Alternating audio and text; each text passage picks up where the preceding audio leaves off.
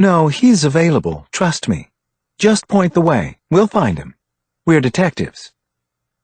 We walked calmly and quietly through the bustling office, but didn't make any less of a scene for it. Secretaries' heads turned, office doors opened, and workers checked us out as if we were here with the takeout food. A white plastic plaque etched with Thompson's name marked a windowed office on the north side of the building. Bree opened the door without knocking. "Can I help you?" Braden Thompson was about what you'd expect for somebody working here. Paunchy, 40-something white guy in a short-sleeved shirt and tie, possibly a clip-on. "Mr. Thompson, we'd like to talk with you," Bree said. "We're Metro Police." He looked past her at me and Sampson. "All three of you?" "That's right." Bree was inscrutable. And the truth was, none of us wanted to miss this interview. "You're an important guy."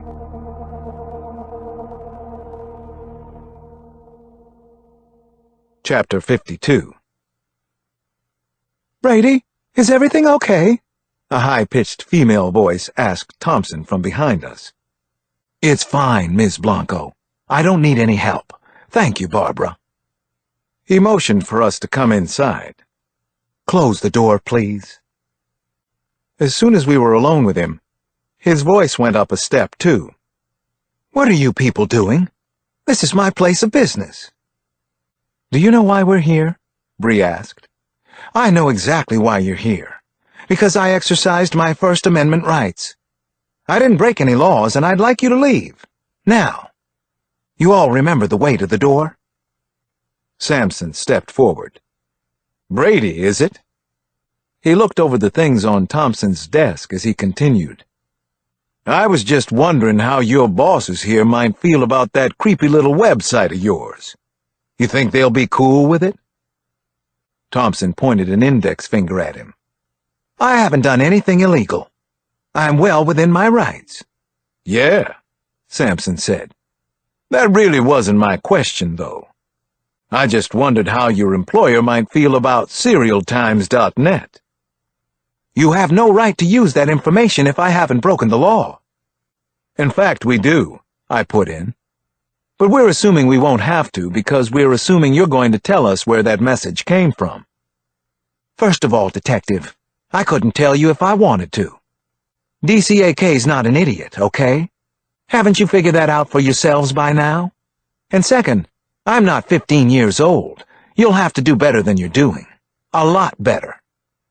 "Do you mean like a subpoena for your home system?" Bree asked. "We can do that."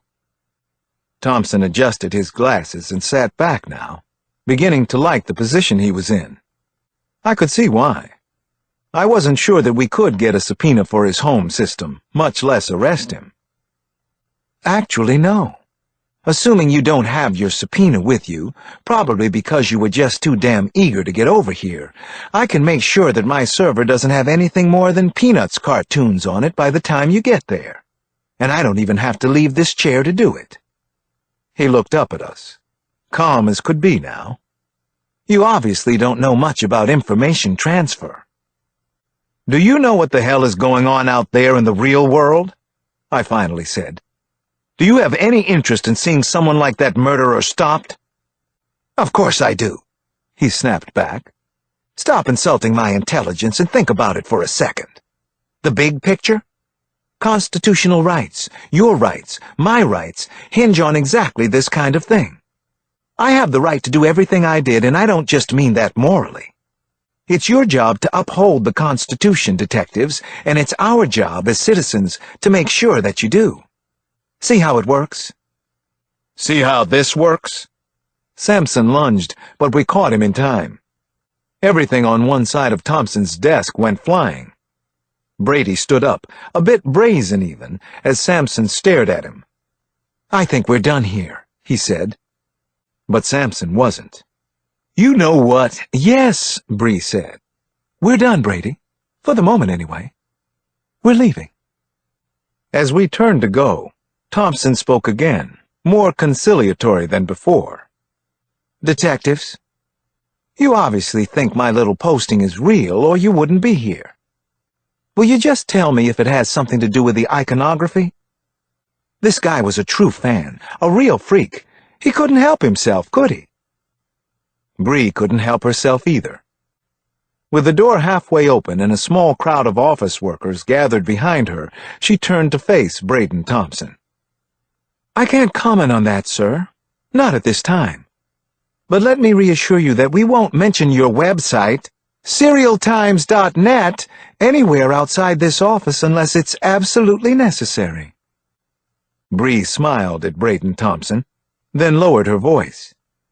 "Keep on living, fucker." Chapter 53. Pissed off at the world in general, and at Braden Thompson in particular, the three of us showed up at the Daily Building. We didn't get very far before Superintendent Davies headed us off. "Over here," he barked, then turned and walked back to his office. "The three of you, now." We looked at one another, not liking the vibe. "Why do I feel like I'm about to get detention and miss football practice?" Sampson muttered. "Yeah," Bree said, "and cheerleading practice too. Oh, wait, I wasn't ever a cheerleader." Bree and I wiped the smirks off our faces before we went in. "Can you explain this?" Davies flipped a newspaper around on his desk. There was a story above the fold in the Post's Metro section. "Audience killer copycat theory surfaces."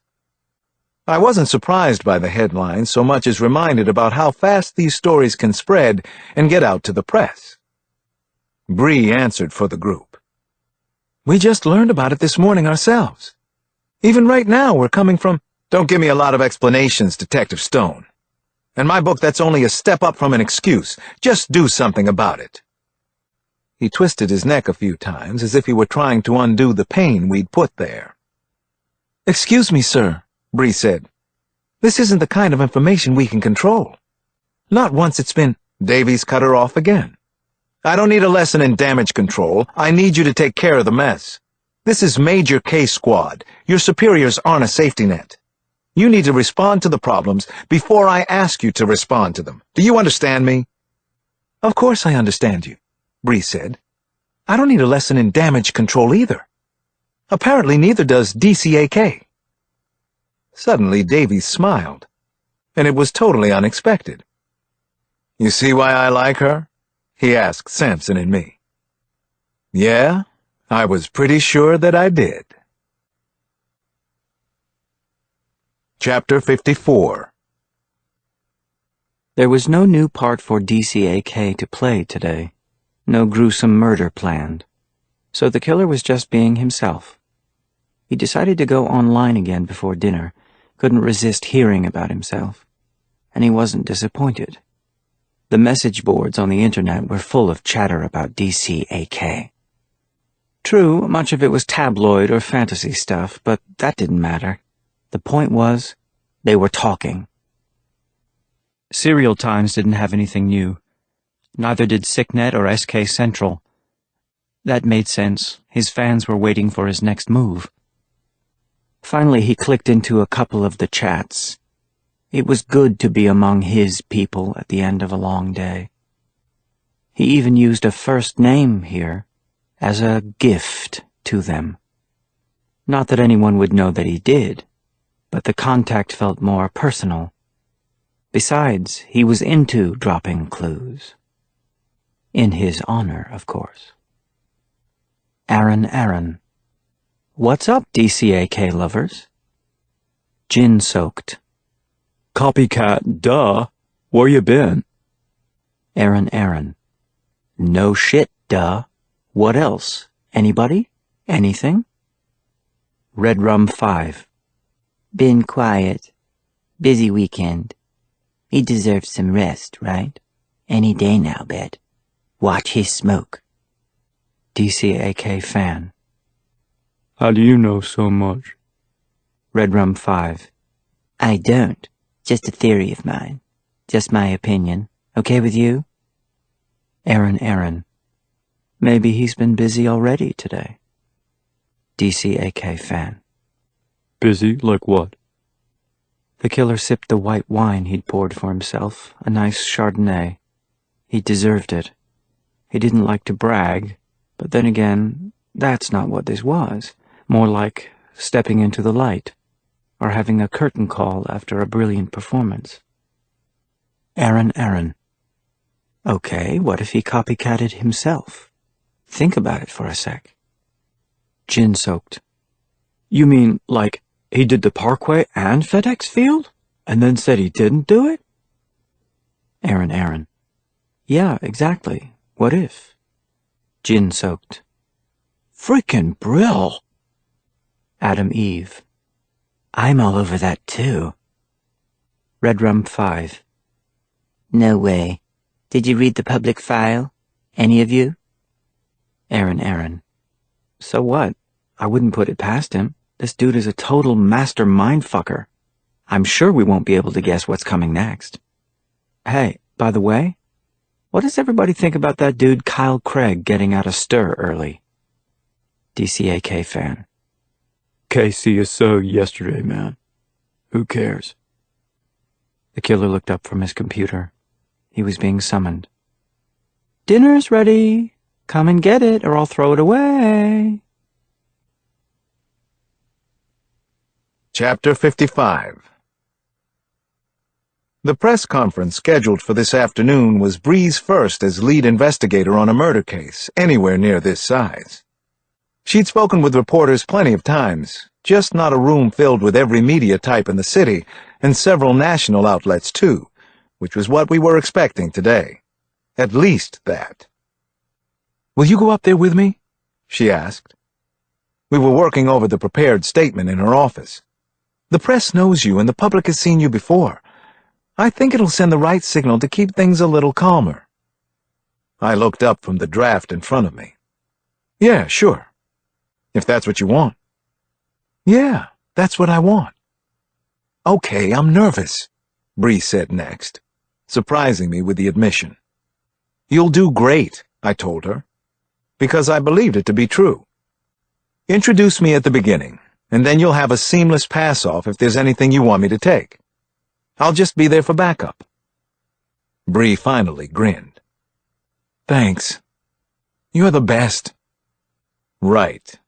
And isn't that what got me involved in this mess?" But then she gave me a big hug and whispered, "I love you, and I look forward to paying the debt. I really look forward to that." We got to our improvised press room at 4:30. Plenty of time to make the 6 o'clock news, which was the whole idea. Every seat was already taken, plus there were reporters and cameras gathered in a U around the perimeter. "Dr. Cross! Detective Stone!" The photographers called out our names, trying to get a good shot.